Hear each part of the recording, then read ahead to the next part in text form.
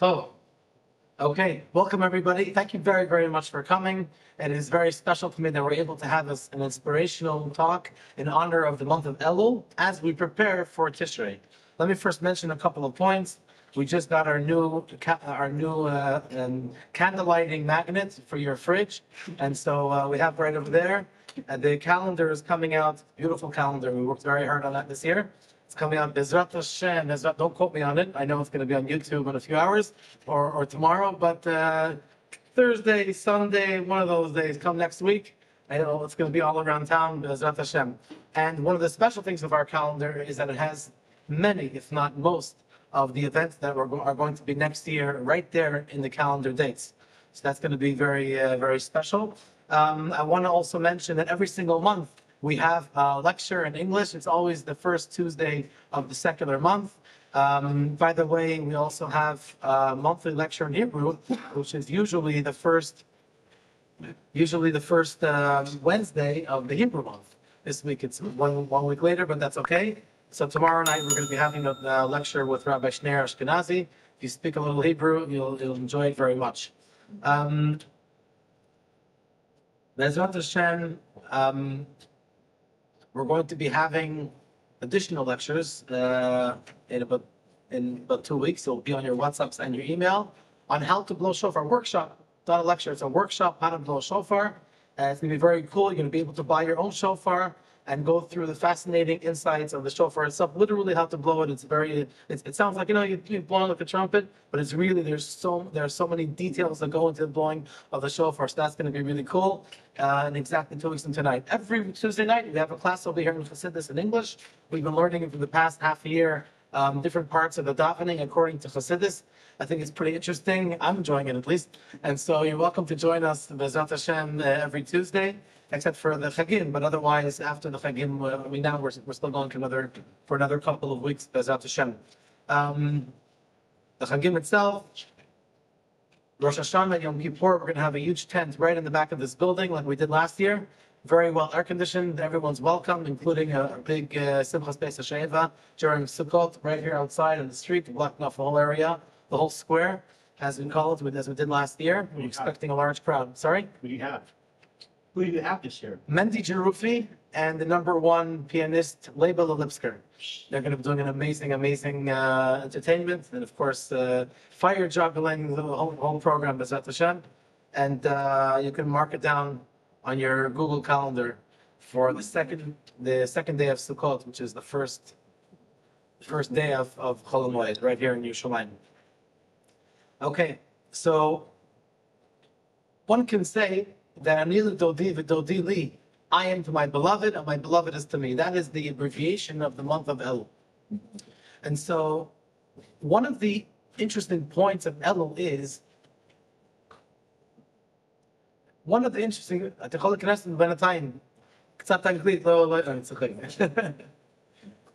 Prati. Eliran. Kol hakavod to Eliran. He's one of our soldiers over here. Yeshapah. Right here.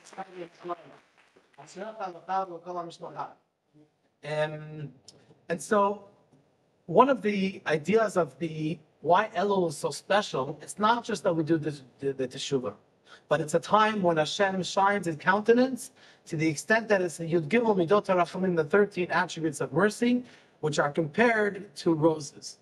And this is a time to understand that Elul is not just a time to be scared and frightening as some try to paint the picture. There is definitely an aspect of being afraid, but the most important part is the fact that it's a time that we should realize the greatness of Hashem, and in our relationships with our spouses, our children, our parents, whatever it is, should also try to bring out the best, as opposed to the more of a tough type of approach, more of a beautiful roses, more of a rachamim, compassion.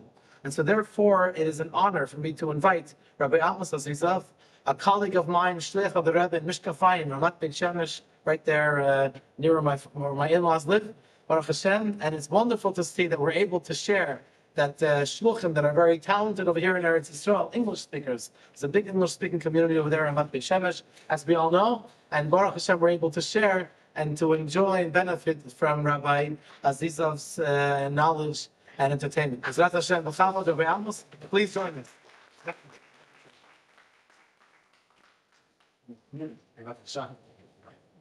I was scared that I was going to take away my speech. Nothing to be scared. I told him not to be scared. Just I'm handing over it. So Erev Tov, good evening. It's an honor and a pleasure for me also to be here. All to see fellow Shluchim Chabad houses, and it's lovely to always get new ideas, new nachas, and we see these amazing things that the Rebbe Shluchim are doing around the world, and especially in the main town, Yerushalayim HaKodesh. So Rabbi Goldberg, Yeshua Koach, and also Rabbi Diamond are known from Beit Shemish before you stole them away to Yerushalayim. It's a good friend of mine. You borrowed him. You borrowed him to Yerushalayim. Listen, we're all going to get to Yerushalayim someday, Okay, good evening. So I'd like to begin first of all telling you a personal story. As you probably saw, the title of tonight was 4 Hours for Life. I was born in England. I grew up in England to what's known in England as the United Synagogue family. Anyone's familiar with the terminology United Synagogue? Similar to Young Israel in America. And at the age of 6, I somehow began my connection to the Rebbe. And just looking straight at him. How?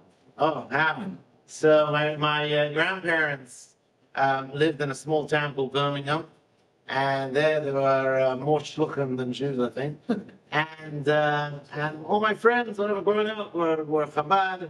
And my grandfather passed away at the age of 6. I was very close to my grandfather. And from then on, I was looking for some mentor, for something. And well, let's see if somebody can guess my age. 35. 35? I'm 42 this year. Yeah. So we're talking in the 80s. And when I was 6 years old, so there was a documentary, very interesting documentary, that the BBC, who are not the most friendly to us Jews, but who did something good in their life. They videoed the Rebbe, and they did a whole documentary on Crown Heights and on the Rebbe and on 770 and on Judaism in general. You can look at it now; it's on YouTube already. But in those days, when there was the video, the VCR, so my parents videoed this video because they knew I had such a indulged love for the Rebbe, and they knew this was going on. So they videoed this video. And I'm sure you have the opportunity to see Jen videos sometimes in Motzei Shabbos, other times. And in those days, there was no Gem videos. So this was my Rebbe video. I used to watch this video every single day. I can tell you the whole script from beginning to end, what the Reform Rebbitzin said, and what the Chabad rabbi said, and so on and so forth. Anyway, so this became my video, and I was really eager to see this every day. I had to watch this video. And then I continued. I went to a Jewish high school in England called Hasmonean. And from Hasmonean, at the age of 16, we jumped a bit. I was 16 years old, and my friends in school, some of them were going on to a yeshiva called Beit Yeshiva. Beit Yeshiva is a big literature yeshiva, not a Hasidic yeshiva, and it's one of the big names in Europe. And my father was like, wow, you're going to get to yeshiva when you're 16. You can always get to Chabad. You should go to Beit, you should go to yeshiva. I said, all right, let's try. So I went as a Chabadnik to Beit Yeshiva, which, for those of you that are familiar with some of the friction, it wasn't such a good shidduch. And I was there for about a year and a half. And during the year and a half in Gateshead, I was young, I was a teenager, teenagers like touring. And somehow, during those years in Gateshead, that year and a half and 2 years in Gateshead, I got connected to a different Chassidut, to one of the different categories of Chassidim. And their name is, Their name is Bobov Chassidim. So I started going to the Shalashudas, or they call it Shalashidas, of Bob Chassidim. And it was interesting, whenever I'm going there every Shabbos, and believe it or not, in Gates of Yeshiva, every Chassidut had like a room where they do their own little Sudah Shlishit. And it happened to be that Bob was this one that connected to me. And so slowly, this Chabad boy, who was now learning in Gates, a bit of a cholent, right? We have cholent Thursday nights, Tuesday night tonight. So this Chabad boy who's, thing is still searching or whatever, and I was moving slowly over to this Kreis Bob. Now, in fact, it was just before not just before, that year of the Twin Towers, when the Twin Towers came down, the terrorist attack in the Twin Towers. So 2 days before that, I was supposed to be flying. Sorry, 2 days after that, I was supposed to be flying to New York. For the first time in my life, I booked a ticket because I wanted to go into the Baba Rebbe for Tishrei, and it was the first time I was going. My parents are like, "Now you're not going. It's dangerous. Terrorists on flights." And at the last minute, my father drove up to Gates, and it's like a 4-hour drive, and he gave me my passport, and I flew to New York. And I remember going to the Empire State Building for the first time and seeing still the flames, the fire, in the Twin Towers. It was crazy. So that was my first time in New York. And as a young boy staying in Borough Park, I had no clue. In fact, I didn't even know that the streets in Borough Park went from 43 to 44 to 45. So I asked somebody, how do you get from 43 to 45? And they said, Shalom Aleichem. Right? Welcome. You must be new. Yeah? It's very simple. It's 43, 44, 45. You can count. You can get around it. Anyway, so this is my first encounter of being in America. And whilst I was there, it was Chol Hamoed Sukkos. And I said, listen, all my life I've been connected to Chabad. I can't go being in America and just being in Borough Park. I have to go check out Crown Heights, this famous building 770, which I've never seen. I want to go and check it out. So one of my friends from Gateshead took me on the train in the subway in New York, and we traveled to 770. I got there, Chol Hamoed Sukkos. To me, the first time walking in, it was a big balagan. It was a big, it was too much for me, and I disappeared. I decided I'm going back to Borough Park, and that was it. So that was my first. I was there for like a day, just a day, walking around, seeing the stores, seeing 770, and I went back to Borough Park. Anyway, the second year of Tishrei, here I am again. I'm setting out to go to Baba for Yom Tov, this time a little differently dressed. I was going more in the, starting to get dressed up like a Baba Chassid, and learning Yiddish. I was now in their yeshiva. I was learning Baba Yeshiva in England, and I was starting to speak Yiddish because there everything's in Yiddish. And I go again to New York, and this time I go to Crown Heights, and the Rebbe had a secretary called Rabbi Amos Klein. Rabbi Amos Klein, Al Shalom, his son-in-law is Rabbi Gordon from London, and I was very, very friendly with his son. So he told me, come to my Zayd's house. I went to Zayd's house, and Zayd was just going to the oil. So he took me in the Rebbe's car, if I would have done that again, but he took me in the Rebbe's car to the oil. That was my first encounter going to the oil with Rabbi Amos Klein. And I was like full, the whole Beketcher, the whole Bava gear, still like no, but I went to the oil. And that was my second year. The third year, I was already 18 years old. Now, what happens when you're 18 years old in the Hasidic world? Get married. They start getting you married off. So here goes. This is 4 hours for life. What happens next? So I'm 18 years old, and all the suggestions start rolling in. And it was very funny, Shidduchim, it's quite interesting. The whole Shadchanim world, in the Hasidic world, it works with points. If you're like Sephardi, because I'm Sephardi as well, right? My parents are Sephardi. And, if you're Sephardi and Hasidic, and your parents are not Hasidic, so you're already on like minus 15,000 points, right? And then, when it comes to Shidduchim, it's like this. That was getting very tricky with Shidduchim. So I'm 18, and then 19, and 20. And at the age of 20, I decided that's it. I'm done with this whole joke of Shidduchim. And I just want some freedom. I want to go to Eretz Yisrael for Hanukkah. And this was Hanukkah 2024, right? I decided I'm coming to Israel for Hanukkah. I need a break. I need to get out of the world of Shidduchim. So I booked a ticket, and I told my parents I'm going to Eretz Yisrael for Hanukkah, and I just need some break. I need to clear my head. So I stayed in Yerushalayim, and I went to the Big Bell Shul in Yerushalayim, and I was in that area, hovering around over there. And on Friday afternoon, I get a call. And the call is from my first cousin. She married my first cousin. She's Israeli. She lived in England. And she told me, Amos, I have a shidduch for you. I said, shidduch, I came on holiday. I'm coming for a break. What are you shidduch? Do me a favor. She said, no, this is not any shidduch. This shidduch is going to be, I'm telling you, this is the girl. She's amazing. She's from a Sephardi home. She's Moroccan. I was already scared. And she's from a Moroccan home, and she told me that her father's a rabbi, and he has a shul in Beit Shemish, and he has a kollel, and she's fantastic. She's learning in this school and there. I said, okay, what's the catch? Like, how many fingers does she have? There has to be something has to be wrong over here. No, you don't understand. She's amazing. I said, listen, I'm here on holiday. I'm here like what?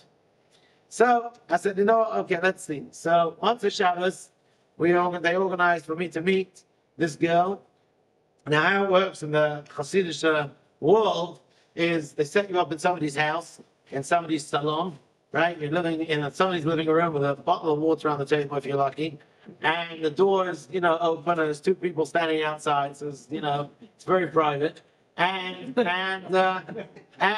basically, I'm sitting inside, this Hasidic boy, and this girl inside. You're talking, you're just about getting to say what's your name, and then 45 minutes on the clock, the door opens, and that's it. Bye-bye. Whatever you've done, you've done.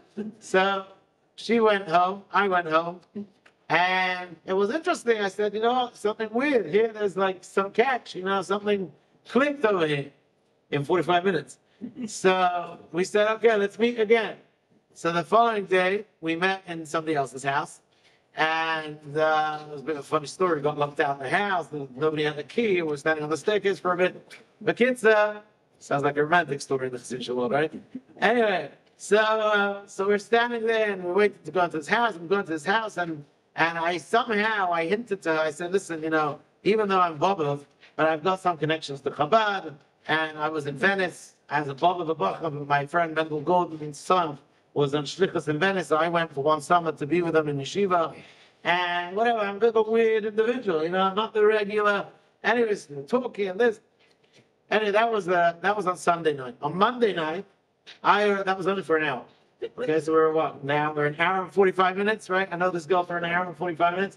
On Monday night, I was invited to her house in Beit Shemesh, and I took a taxi, and I get to her house in Beit Shemesh. There's a guy with a gun waiting outside. It was my brother-in-law. He was in the army. It's okay. Today he's my brother-in-law. Then I thought it was like Shomer Rosh. So he's standing outside, and I go into the house, and I sit with her father and her mother, and I meet the family. And on Tuesday morning, we see each other for another like 5 minutes. And on Tuesday evening was my engagement party. I was engaged. Oh, here's my wife calling me right now. And on Tuesday evening, I found myself engaged. So 4 hours for life. I'm not even sure if it was 4 hours. But Baruch Hashem, we're talking 21 years down the line, and we're happily married. So, but what happened? What happened during that time? So, first of all, Baruch Hashem, after 4 minutes of knowing her, that was Hanukkah. That was my Hanukkah gift. Zos Hanukkah. I had a very interesting story, because on Zos Hanukkah, I had a flight to go back to England. What's Zos Hanukkah? Zos Hanukkah is the last night of Hanukkah. The last night of Hanukkah, the 8th night of Hanukkah, called Zos Hanukkah. And that was the night I got engaged. And I needed to change my ticket, because otherwise I'm going to be stuck in Israel. So I go to change my ticket, and in Ben Yehuda Street, where I went to change my ticket, there was a Chabad house. And I went in, and I thought to myself, if I'm getting engaged tonight, and I'm, my whole life had a connection to the Rebbe, I want to write to the Rebbe. I want to write a pan, a pidyon nefesh. I want to write a letter asking for a blessing. And so that's what I did. I sat down in this Chabad house in my whole Boba attire, and I wrote a letter to the Rebbe. And I wrote exactly what was going to happen. My parents need to speak to the girl's parents, And we are, B'ezrat Hashem, tonight closing on, we're getting engaged. And I want the Rebbe's bracha. And I didn't have an opportunity to send it into the oil over there, whatever.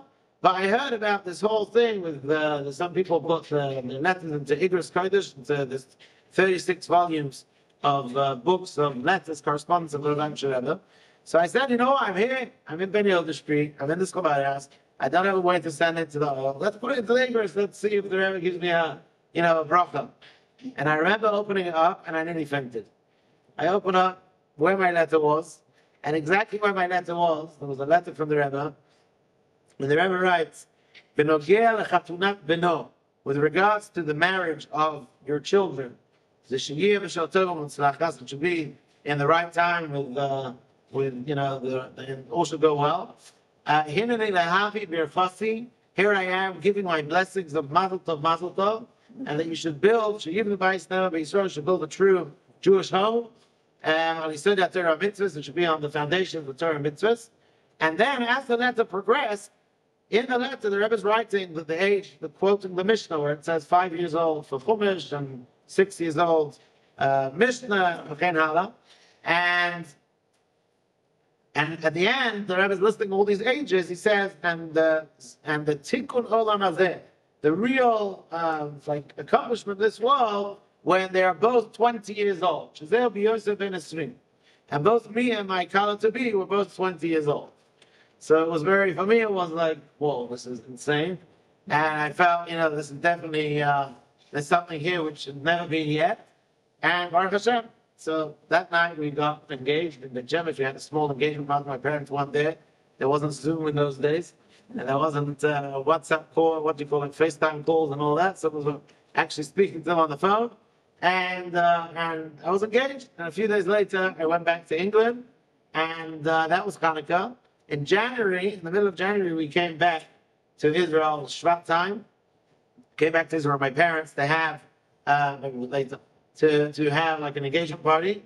So my parents met my wife to be, and Purim, we got married. We got married on Yud Base, Other Base, 12th of Other Base, and Tafshin Samach Pei in 2023. No, what am I talking about? 2005. 2005. Yeah, 2005. And Baruch Hashem. So we got married. This is, I brought you pictures. After this, I'll show you some pictures.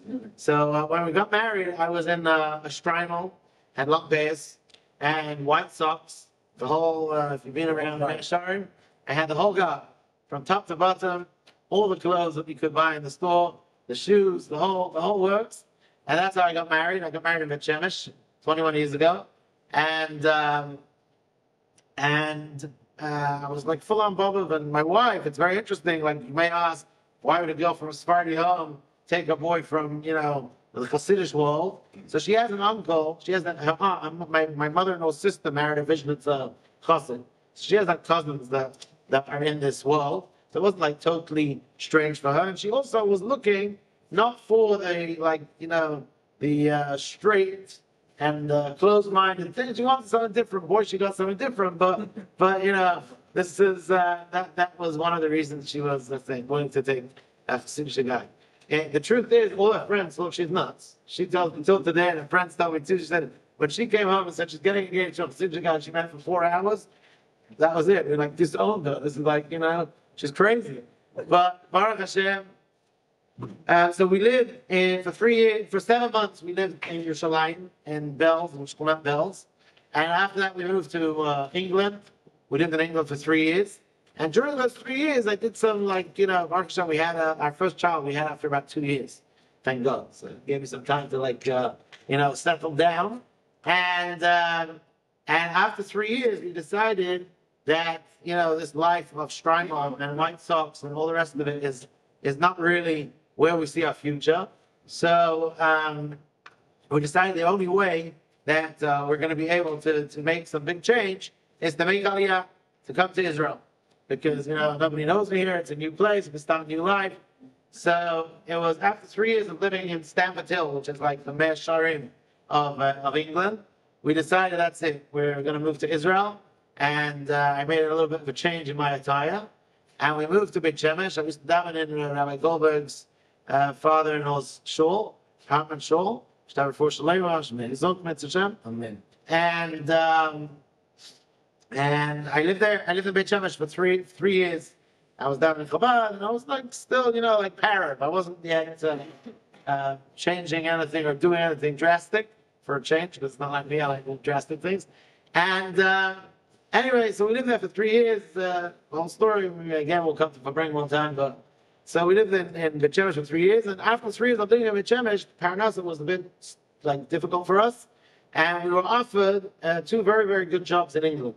I was going to be a Jewish studies teacher at a big school in England called Emmanuel College, and my wife was being recruited to teach in a very unique school also in England called Independent Jewish Day School. It's a school where it teaches Ivrit Be'Ivrit. They teach in Hebrew, the Limudei Kodesh, which was perfect for my wife because she's Israeli. So we were thinking, should we do this? Should we not do this?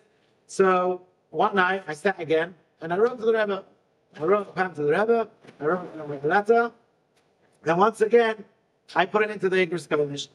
And where I open up my letter, the most strangest thing, the Rebbe writes, Eineni yodea matai yavo shluchenu leAnglia. I don't know when my shluchim will come to England, but all the things have been done for their visit. Right? The Rebbe uses the word bikuram. So I was like, this is very strange. This is like already, a bit crazy. And so we thought this is, this definite thing to do. We found people to rent our apartment in the Shemish. And the next thing we knew, we were packed up and we were on our way to England. So this was after 3 years of living in Israel, we're back to England. This time we went to a neighborhood which wasn't religious. It's called Bournemouth. It was, like a more modern Orthodox to the secular side of thing. It wasn't like the regular Golders Green or the place that people know. And it was actually my hometown. I was brought up in Bournemouth. So we lived there for 7 years.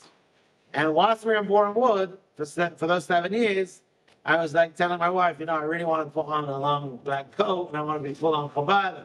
And my wife's like, dude, you've done so many different things. You're not doing any Chabad, you're not doing any nothing. Right? Just stay chilled. And she was, thank God. And then my wife had a friend who got married in Crown Heights. And we went together for the wedding. And when we were in Crown Heights, that was like, we went together to the oil. And that was really when I was grounded back home into Chabad. And it was a very special moment for me.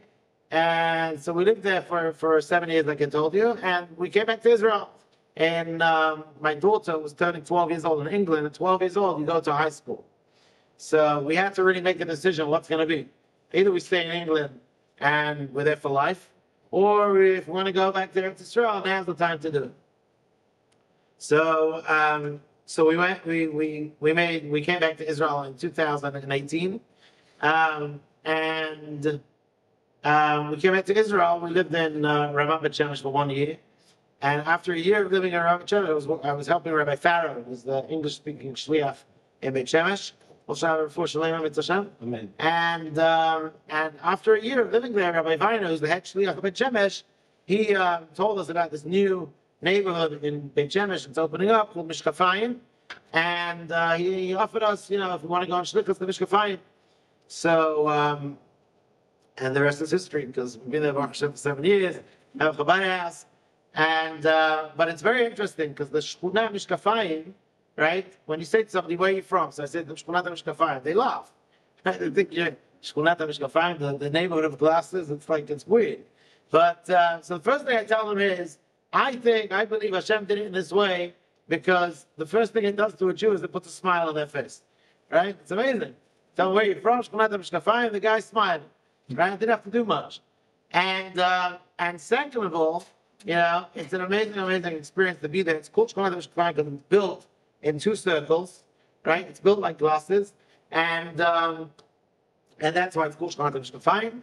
And Baruch Hashem, we're there. We have a beautiful Chabad house, and we have there's about 400 families in the neighborhood, and that's a story of 4 hours for life. But I want to allow me for another few minutes to connect this to Elul. So, Can I just ask you a question about Sure. the actual dating? Yeah. I'm curious about this. about what? About the actual dating, the actual time The of dating. Yeah, sure. First of all, was it a decision that you made that you were going to get married, or was there any kind of pressure from? Okay, very good question. So, I have more. okay, okay, I have no time. I'm here. Somewhere shot since 7:30. Okay. So everybody's asking a very good question. Was I pressured into this, or was this a decision I made? So the answer is very simple. But the rumor has it that in the Hasidic world, you're pressured into The ultra. ultra Hasidic world. You are pressured into getting married. You know the shidduch. Listen, the shidduch is done, and you're pressured to the thing. So it actually is not like that, right? The boy and the girl do have a choice. And I was not pressured. I was, it was my choice. I don't know, they say love and love. I believe personally, as Rabbi Josh Gordon always says, people say, I love chocolate. You don't love chocolate, you love yourself, right? You want chocolate, yeah? If you really love the chocolate, you wouldn't eat it. Oh, there you go. Yeah? If you really love the chocolate, you won't eat it. Right. You also listen to him. But I think like love is something, if you don't have the love or the wow before you get married, so then there's a problem. Afterwards, right, I'm yet to see, usually the couples that hold hands in the street are the couples that aren't married. Right? The couples that are married, they're like concerned, but that's life, right? Because after you get married, it's like a job. Before you are contracted with your boss to work for them, it's great. You love him. It's all good. The second you sign a contract, all of a sudden he's terrible. He's not this. He's not paying my wages. What happened? It was all going good. Well, under the contract, you have to work, right? You're committed. You have to start working.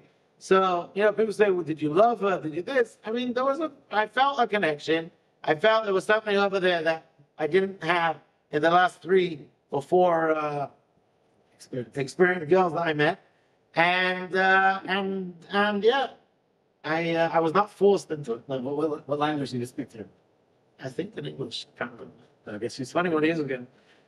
She speaks English. She taught herself English. Yeah, it's a crazy It's thing. more, the way I look at it is that the first time you meet someone, it takes several hours, perhaps even several dates, just to talk, just to get to know each other, with the life experience before you get into deep subjects. So I'm not sure how to ask the question. Was there even time to talk about real issues? Did you have time to introduce each other? I don't know. So I'll tell you, it's a good question. I'll tell you, so, one point I didn't tell you, and you're going to fall off your chairs if I tell you, but Holding on. hold on tight. In the ultra Hasidic world, so they don't speak. The Chassan and Kala doesn't speak from the time they get engaged till the wedding, right? It's very peculiar, yeah. But whenever I tell my story in public, I always say, they say on the television programs, don't try this at home. Yeah, I'm like, don't try this at home. I'm being video. Do not try this at home. Okay, I don't advise anyone. I wouldn't do this for my kids. Baruch Hashem, it's amazing that we have the Shmaya, but don't try this at home. So we didn't speak. We didn't speak from the engagement all the way to the wedding. So if you're asking these questions, you're literally the 7th time you meet your wife, you're under the chuppah. Unbelievable. Right? It's insane.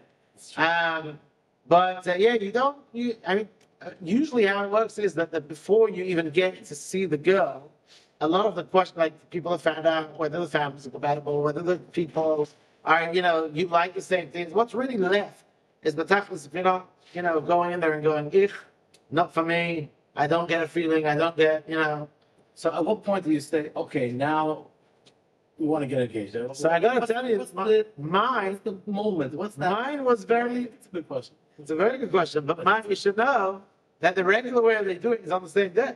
Mine was long. Now I'm falling off my chair. My regular like bells, bomb of all these Hasidic guys. The way they do it is they meet the girl once, and that's it. They're engaged. Mazel tov. Right? So I was like, you can call me Chiloni. I don't know what you want to call me. I just want to clarify something. It's really important for me to say this. I think I'm trying to find a balance between, on one hand, we in the let's call it the general world, there are things that are more quote unquote acceptable, on the other hand, I think it's very, very nice. I think it's important for us as a community to see a person who experienced something that we heard rumors about, we heard things about, and here's a good guy, normal human being, a shliach. About normal. Yeah, don't worry. And I think it's important. I'm just trying to find the balance where at least we could try to, I think I have what I want to say. I think what I'm trying to say is that if you can try to give us an insight into from a personal perspective of where at least in the general world we can take something from that. We can learn from that something. I'm not suggesting. Don't worry, Yosef. Don't worry. I'm sweating already. Don't worry. I'm not suggesting that people do that. I don't think it's I personally don't think it's a good idea. I'm not saying that it's not for you. I'm saying in general. I think that it's important. As I said earlier, I think it's important to in order to see the chemistry, in order to see the compatibility. I think it needs time. I think Hashem wants us to take the time. I'm not saying that when it works, it works, and I know that it works in many cases. I'm just saying that can you maybe give us some kind of insight where also people in the general would be more. I think what I'm trying to say is more topless, more bottom line, instead of dragging things out for months and years. And I'm exaggerating for a second. To be more focused on this subject, to be more focused on what really matters. So I tell you, I wanted to wrap this up and connect it to Elul, maybe answer your question within that. In that, I think Elul, like the rabbi said, Anina Dodi V'Dodi Li, right? There's some people that look at Elul as an acronym as Oy Vavoyli. Yeah? Oy Vavoyli, what's going to happen to me? What's going to be with me? What's this? What's that? And then there's the Chabad approach of the Melech Basadeh, the king of the field, that on the one hand, there's it's Elul, we're getting prepared for Rosh Hashanah. Aval, it's more about the connection. It's more about the relationship, right? Which is where I think the story kicks in, and relationship in the small things, right? Because many times people think, if I can't buy her the $15 billion ring and all the rest of it, then I can't do anything. But really, the relationship sometimes is the small things, right? It's the note in the morning, have a great day. It's there's a famous story of a kid comes home and he's speaking to his parents and he says, Mommy, listen to me. She said, I'm listening. She's doing, she's busy. And she said, Mommy, listen to me. You're not listening to me. She's busy. And think. And in the end, he turns around to his mother and says, Mommy, listen to me with your eyes. Listen to me with your eyes. Sometimes it's not the ears, it's the content. We want to be seen. We want to be recognized, right? And I think that is really the essence of Elul. The essence of Elul is, don't think that these small things, it's all about all or nothing, right? It's about the small things, but it's about being in the moment and doing our best at the small things and slowly building and growing and preparing ourselves for a fantastic year ahead. And I think it's the same with marriage, right? In marriage as well, the best thing I ever heard was Model Efrat. Anyone heard of Model Efrat? So let me tell you what Model Efrat is. If you didn't get anything from the story, maybe you get something from this, and with this we'll conclude. And then I'll take questions with pleasure. Model Efrat is a phenomenal thing. If I was to tell you, Rabbi Goldberg called me this morning, and he told me he found a rat in the Chabad house. A rat over here. I'm not here. 1 second here, already he's saying, Chas v'shalom, here. I see already people are moving on their chairs, and they're like already not comfortable, right? And then I'll tell you, listen, the truth is he did find a mouse. And he found a mouse in the Chabad house, but it's a mouse on the computer, right? The mouse on the computer. So on the one hand, the second you hear the word mouse, everybody starts, maybe this is another one. Maybe there's somebody going to jump out from under the thing, right? It's all in our head. It's all in our brains, I think, right? Or, for example, someone did this to me once. They had a white wall, and on the white wall there was a black dot. And he said to me, what do you see? So I said to him, I see a black dot. So he says to me, Mashiach, look at the wall, the white wall, it's all white. You see the black dot, right? You see the black dot, this beautiful big white wall? And it's so, in many occurrences that you think about it in life, we all have this. So what's Model Efrat? Model Efrat is like this. Everything in life is 4 things. Iruah, Iruah means what happened. Something happens, right? An Iruah. Something happens. Then we have the pay. The pay is probably the most important. Parshanut. Parshanut means what do I do? How do I interpret the situation, right? Then we have Reish, right? Reish is Regesh, which is the feeling. And then we have the last one is the Shin, right? Sorry, what did I say? Fra. The Tav, which is the Tguva, right?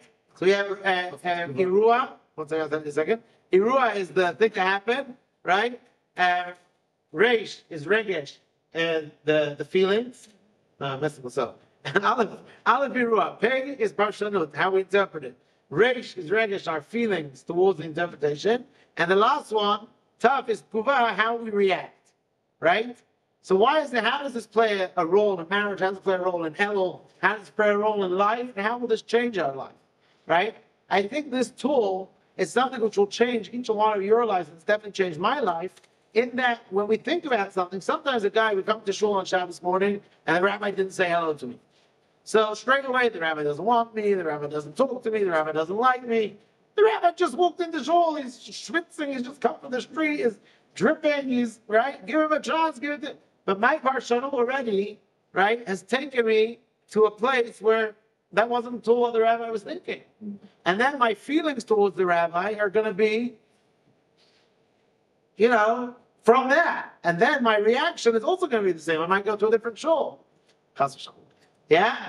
So all these things, it's really us. It begins with us. The way we interpret things is the way we're going to feel towards people. It's the way we're going to feel. And it's the way also that it's going to affect us or not affect us. But we are the main players in the game. So I want to end with a bracha. First of all, I give you a blessing and you can bless me back. That we should really utilize Elul to have a close relationship, first of all, with Hashem, because that's what we're here for. And also have a close relationship with ourselves. Recognize ourselves, know our potentials. I'll end with one saying that a 12-year-old boy told me when I did a tour around a cemetery in England for a bar mitzvah course that I did. And a 12-year-old boy came up to me and said, Rabbi, I want to tell you something. I said, okay. He said, you cannot add life to your days. You cannot add days to your life, but you can add life to your days. The 12-year-old boy. Yeah, I thought that was wow. So I give you a bracha that we should all utilize our days, add life to our days, add chayes to our days. And as we approach next week, Chai Elul, which is the birthday of the Baal Shem Tov and the birthday of the Alter Rebbe, it's a day which we know as a big day, but also as a 12-day countdown towards Rosh Hashanah.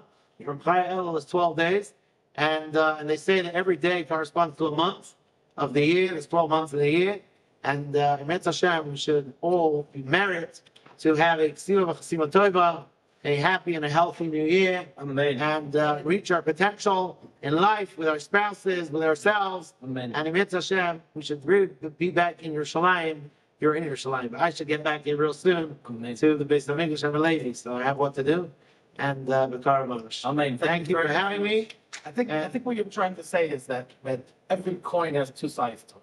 And so, or every situation, it all depends on your perspective and how you look at it. So even though you might be, even though you might be used to a certain way, a certain derech, a certain perspective, you might be used to a certain way of thinking or approach, or how to date, for example, how to meet another person, and how you view the whole concept of dating and marriage.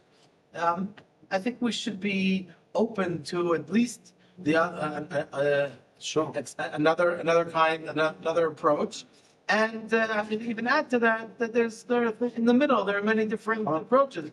And I'm guessing, I don't know if this is fair for me, but I'm guessing if you were Chabad back then, I'm not sure if it would have been. This is part of the process. Obviously, you enjoy different extreme experiences. That's quite clear. But yeah, I think it's nice for people. I think it's a nice experience. People to see other things and other perspectives and to learn from that, and to try to make our own relationships more quality. Just 1 second, just to add one last thing. I just want to say, because people sometimes think, oh wow, you become Chabad, so you must he left it, he regrets and thing. I have no regrets, right? I feel that my journey, and I'm still on a journey, everyone's on a journey, that the journey that Hashem has given me and the life journey is something which I look at every stage and thank Hashem for. Because I can sit down with a Hasidic guy and learn Sichas of the Rebbe in Yiddish. I can speak to them in Yiddish. I can connect to somebody who's from like the Satmar, Nouveau, as extreme wall, and have a conversation with them. And on the other hand, I can also sit with somebody without Yarmulke and, might be not yet connected to Hashem and have the same conversation as I would have with, or different words, but the same relationship with such a person as I would have with somebody from the Hasidic world. So I really feel that that's a gift and that's a talent from Hashem. And I really have no regrets. Like, Yosef, I look at every, I sense that in the air. I think you have you have a question? Okay, if anyone has questions, we'll play. Yosef has a question. Yeah, a couple of questions. Oh, Yeah. That's right. It's all the same question. Can you go over the basic point system you were talking about in the Haredi world for a shidduch? And then how would that work, let's say, for second marriages when people are in their 50s and 60s? With the concept of the point system. So I'm joking when I say the point system, Aw. but there is such a thing that if you're like, if you're from a FFB as it's called, from birth, home, and your parents are Chassidish, and there's no, as they call it, blemishes, no gamim. So it's terrible. It's absolutely terrible. It's absolutely terrible. That part I totally, one of the reasons I came to Israel for Hanukkah was I was so fed up with it, right? I was really fed up with it. I was getting, I did have one shidduch that I went on, and I really didn't like her, or the way she looked. And one day, yeah. And they forced me to go on another date. So I thought this is going to be. One second. The people that are around. I want to know his number. I want to listen. Anyway, so I went on another date with this girl, and I still really didn't like this girl. And I said no, right? And but that was like not a nice experience, right? On the one hand. So when you say point system, like I know, for example, my wife's first cousin was a vision to chassid full on. I mean, there's no, the mothers shaves their head and all this stuff. So she the kids, what was I saying? So Dramatic. This guy not going to see that. I give you the whole full picture. So the guys, at least guys, yeah, the men. So I'm telling you, the full on Hasidic family. Forcibly married. One second.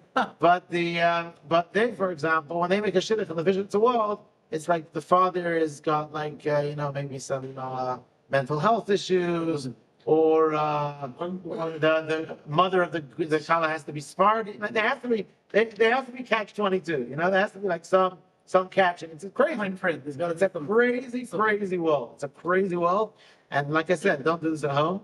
And again, I respect them, and I have a lot. You should know, I have immense hakaras hatov, gratitude to the Baba Rebbe's family, where I used to stay for Yom Tov, and till today, I'm a Chabad shliach, I'm a chassid of the Rebbe.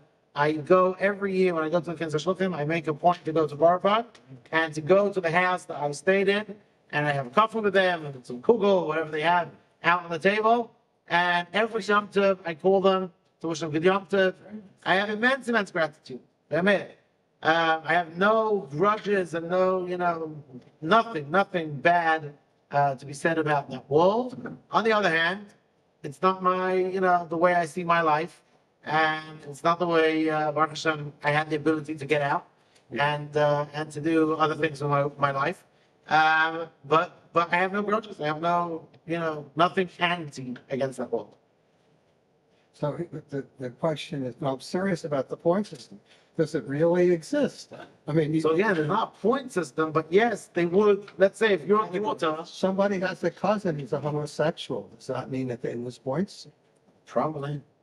So they'll only get a shit up with somebody else who has a cousin who's homosexual? I don't know exactly how. But some people lose points? They'll look for something, yeah. Or it will be hushed, under the ground, under the floors. Yeah, it's a crazy world. Can I ask another question with a little bit on a different note? Yeah. Thank you. How did your wife adapt to the world of Chabad? And become a shlucha, not just admiring Chabad, Chabad friendly, quote unquote, as they say, but becoming a shluchah where you have to, it's not just being married to a shliach, but when in the Chabad world, it's a couple thing. The husband and wife, they're both givers, and if we're coming from another ballgame, I'm really curious about this. How she? So my wife actually has been an absolute angel to go with me on all my journeys. Mamash, I don't think anybody else in the world give her credit for my wife. I don't think anyone in the world would have gone through the drastic changes and crazinesses that I've done throughout my life. On the other hand, she's very stable. Like she hasn't really changed even from day one. Of course she sees herself as a shulchan, as a shliach of the Rebbe. But again, she didn't learn Chabad. She doesn't necessarily.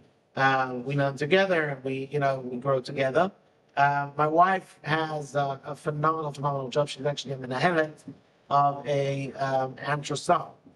what can I say the word? She's a headmistress.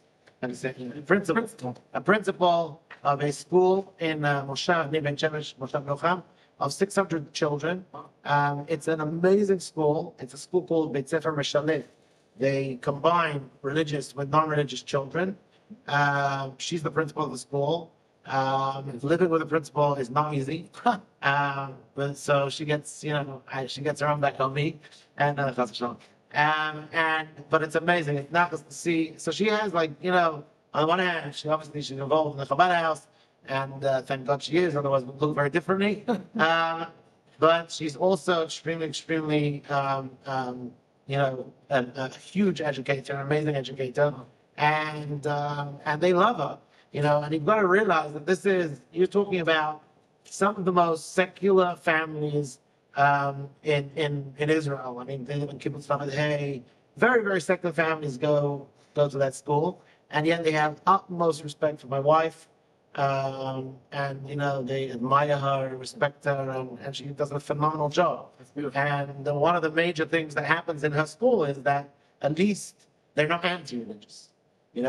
It's not about making them religious necessarily, because that's not the motto of the school, but it's about bringing that bridge, letting them be able to grow up in society, understanding that, the religious people don't have horns, and they don't, we can live together, we can speak together, we have a dialogue together.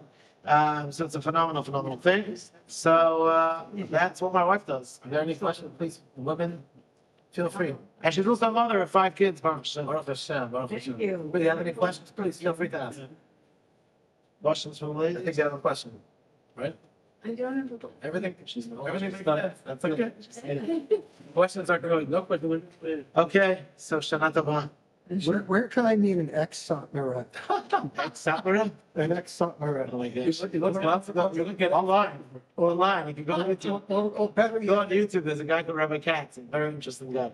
or better yet, a woman from Hasidei Gore. There's lots of But it's those. less fanatic. There's lots of those as well. That are single? Why, you're single? Yeah. Okay, we'll talk to them afterwards. Look us up. Yeah.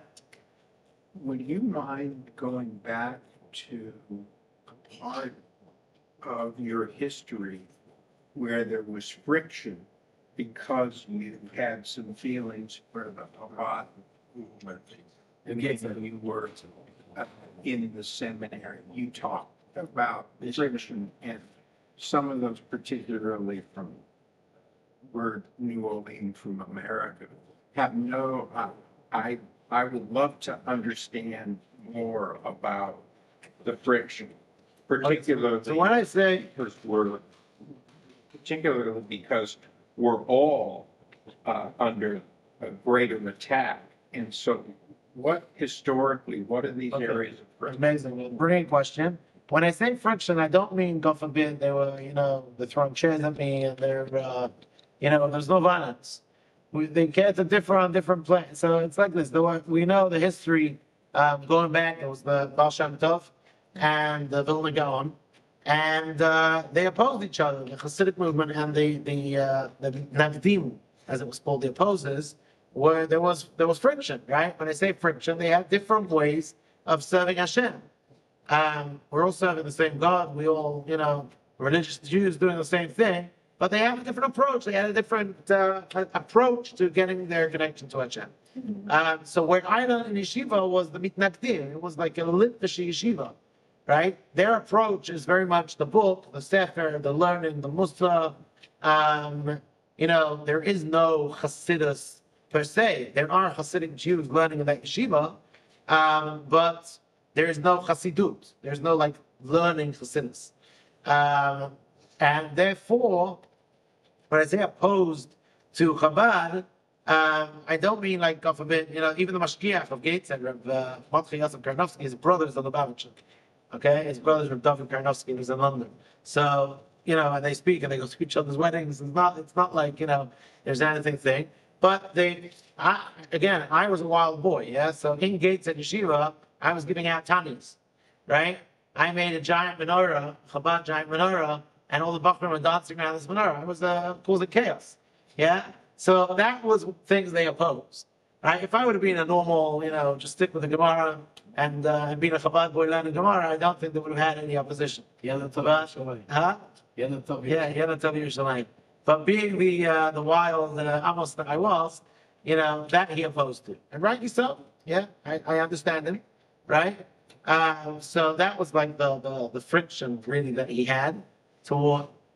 I just want to add to that.